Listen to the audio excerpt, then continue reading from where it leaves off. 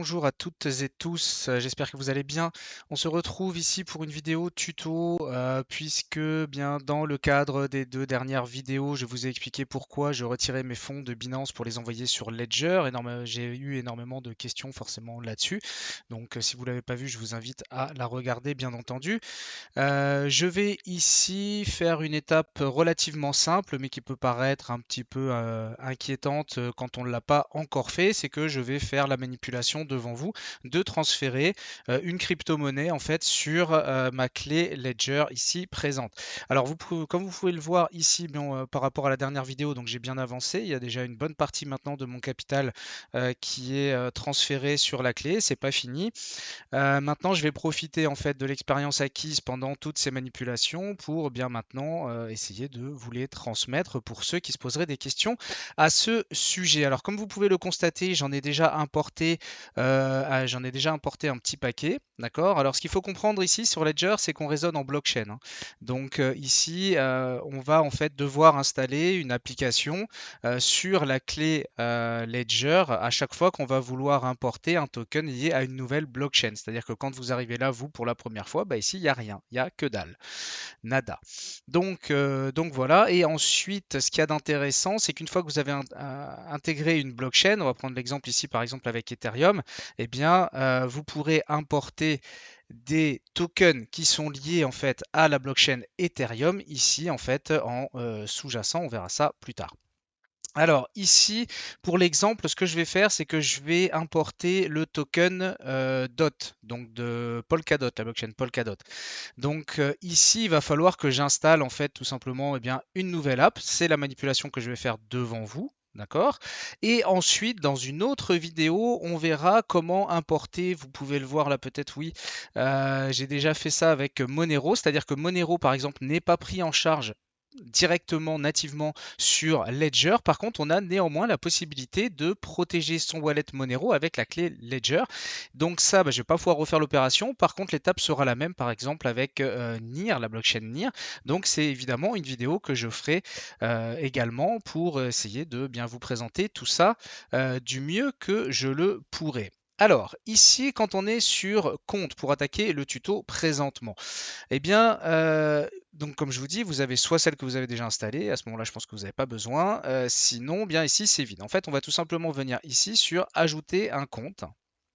Ici, on va aller chercher pardon, eh bien, le token qu'on veut importer. En l'occurrence, c'est le DOT. Donc ici, Polkadot. Et on voit bien ici que eh bien, il n'est pas rattaché à une autre blockchain. Donc, il va bien falloir installer cette app. C'est volontaire si j'ai gardé la clé dans la main. J'ai même gardé le câble dans la main. C'est vraiment pour vous montrer que à la base, on part du logiciel. Et en fait, quand le logiciel a besoin de la clé, bah, il vous le dit tout simplement. Donc, c'est super simple. En fait, de ce côté-là, on ne peut pas faire d'erreur. Donc là, je clique sur, je sélectionne ma crypto, ma blockchain, donc en l'occurrence, je clique sur continuer. Ici, il va me demander de connecter tout simplement ma clé Ledger à mon ordinateur. Donc, je relie mon câble à ma clé Ledger, pardon, et puis je vais tout simplement le connecter à mon ordinateur. Voilà, ce qui allume automatiquement la clé. Ici, elle me demande le mot de passe que vous avez configuré lors de la création bien de votre compte, hein, lorsque vous avez initialisé pour la première fois votre clé Ledger. Désolé, j'ai pas beaucoup de câbles, donc je suis un peu sur le côté. Donc là, je vais tout simplement rentrer mon mot de passe. Hop, et une fois que ce sera fait, on pourra passer à l'étape suivante. Vous allez voir, la communication se fait toute seule. Donc là, j'ai rentré mon mot de passe, je valide. Alors désolé, je ne peux pas vous le montrer parce que j'ai pas de double caméra. Par contre, sachez que c'est vraiment simple, hein. C'est-à-dire que comme il vous le montre ici, là, sous la main, vous avez un bouton à gauche, un bouton à droite. Ça vous permet de défiler. Et avec ces boutons-là, vous faites défiler les chiffres. Vous appuyez sur les deux boutons en même temps pour valider votre chiffre. À la fin, vous validez votre code PIN. Bref, c'est vraiment très intuitif. C'est très très simple. Ici, il a encore besoin de nous. Donc, il nous demande d'autoriser Ledger Manager sur l'appareil. Et effectivement, là, j'ai bien ce message-là, Hello Ledger Manager, qui apparaît sur ma clé ici. Donc maintenant, j'ai plus qu'à cliquer sur les deux boutons simultanément pour valider que je souhaite effectivement connecter mon Ledger Manager, enfin autoriser Ledger Manager. Donc là maintenant, ça reflush. Donc là, il est tout simplement en train de créer le truc. Donc là, il installe l'application sur la clé Ledger. Donc là, il y a une barre de téléchargement, un peu, c'est exactement la même que celle que vous avez sous les yeux. En fait, eh bien, elle est également donc sur la clé Ledger. Et là, on est tout simplement en train bien d'installer l'application sur la clé. Ça prend pas très longtemps. Vous voyez, on est à 50%. Je fais pause 2 secondes. Et voilà, c'est terminé. Maintenant, le logiciel donc Ledger Live m'indique d'aller ouvrir l'application. Donc effectivement, j'ai bien ici le message Open App Polkadot sur ma clé Ledger. Donc je valide le fait que je souhaite ouvrir l'application sur ma clé. J'appuie tout simplement sur les deux boutons simultanément. Donc là, c'est fait. Il valide que maintenant, il y a bien un opérateur derrière et ainsi de suite, hein, voilà.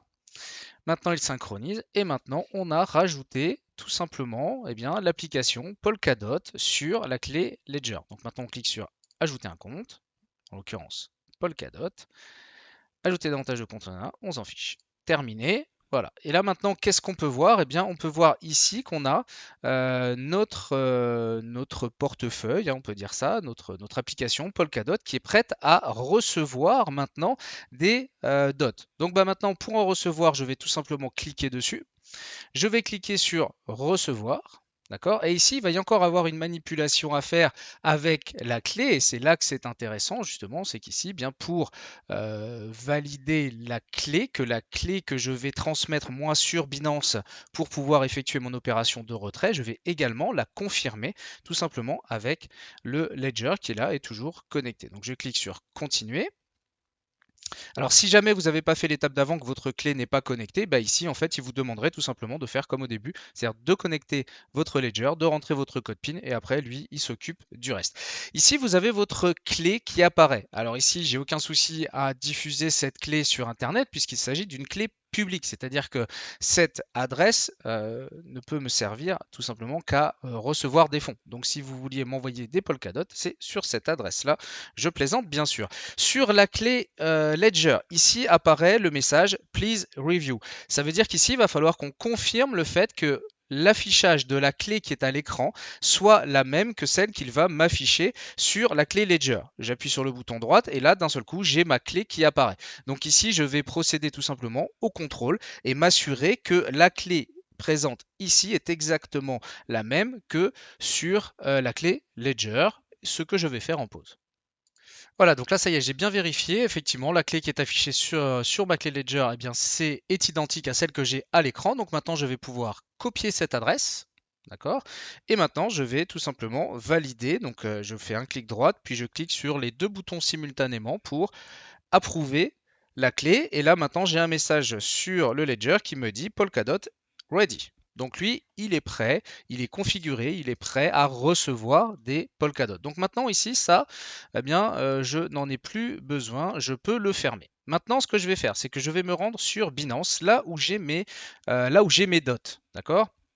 Ici, j'en ai 95 pour 474 euros, ok. Et donc, je vais venir donc les retirer, puisque je veux les retirer de Binance pour me rendre sur la clé Ledger. Ici, je vais tout simplement faire un clic droit, coller. D'accord. Et ici, automatiquement, il détecte le réseau. Ce qui est bien, ça évite les erreurs. C'est arrivé sur le nombre de cryptos que j'ai faites, où ici, il ne me détectait pas directement le réseau. Et bien, en fait, j'ai tout simplement sélectionné manuellement le réseau concerné. Hein. Par exemple, pour Ethereum, on choisit la blockchain Ethereum, ERC20, d'accord, et ainsi de suite.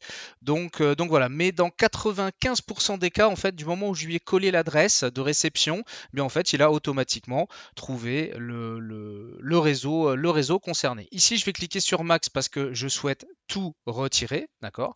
Donc maintenant, je vais cliquer sur alors avant ça, ici, je vais constater, en première chose, 0,08 dot. Vous savez que j'ai fait ça pendant tous les transferts, c'est-à-dire que là, je suis en train de noter absolument tout, c'est-à-dire le coût par transaction que ça m'a coûté en fonction des blockchains. Vous savez qu'en fonction des blockchains, les montants des commissions ne sont pas les mêmes. Eh bien, je profite de transvaser tout ça en fait pour créer une petite base de données qui va me permettre d'avoir une idée des coûts. Et ensuite, à côté de ça, je chronomètre également le temps que met une transaction. Voilà, donc ça va faire ressortir des choses plutôt intéressantes et d'ailleurs ça fait déjà ressortir des choses intéressantes en termes de commission et de rapidité de transaction sur différentes blockchains. Donc bien entendu, je vous tiendrai informé de tout ça sur la chaîne. N'hésitez pas à vous abonner si ce n'est pas déjà fait. Maintenant, je vais cliquer sur retrait. Cette manipulation-là, je pense que vous la connaissez. Donc c'est un retrait habituel, hein, comme si vous l'envoyez à peu près n'importe où. Je vais cliquer sur hop, obtenir le code, je valide ça et je reviens. Voilà, j'ai rentré mes deux codes, j'envoie la demande de transfert.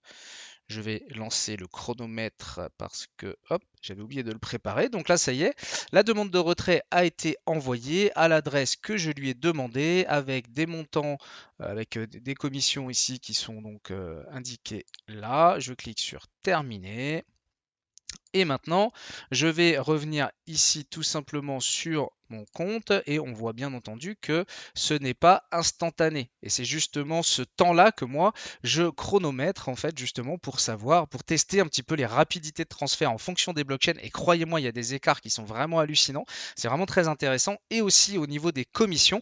Et d'ailleurs, ce que je ferai, c'est que je vais faire une vidéo qui fera ressortir le top 3, on va dire, en termes de coût de transfert et durée de transfert. Donc, je pense que ça peut être intéressant.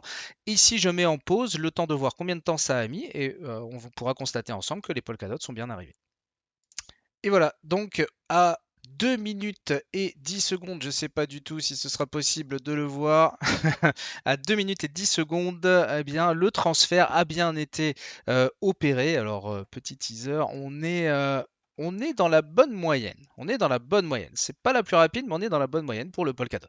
Donc voilà, et donc là, bien maintenant, ici, je viens de recevoir tout simplement donc 500 $, donc 95,29 DOT, donc ce que j'ai transféré moins les commissions sur ma clé Ledger. Voilà. Donc je vous rappelle que je vais faire une vidéo en suivant concernant l'importation de tokens type NIR, VET, Monero qui nécessitent en fait un lien externe. Donc c'est un tout petit peu plus complexe, mais néanmoins faisable et c'est bon à savoir. Donc je ferai ça pareillement pour ces tokens-là.